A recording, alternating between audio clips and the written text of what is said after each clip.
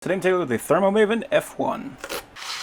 So there it is. There was a tag on there. I couldn't show that, so I pulled that off. We have got a battery compartment on the back, and it does take a screwdriver to open that.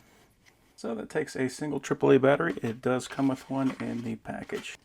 There is a little switch right there, so if you prefer in Celsius, we can click that up. If we want Fahrenheit, we can pull that down. So now, if I pull it open, that is all that's required to turn it on. You can see we're currently at 80 degrees. And that updates fairly quickly. I also like seeing that there is actually a backlit display on there. Automatically shuts off whenever we close it. So very nice design. We do have some rubber pads there on the back.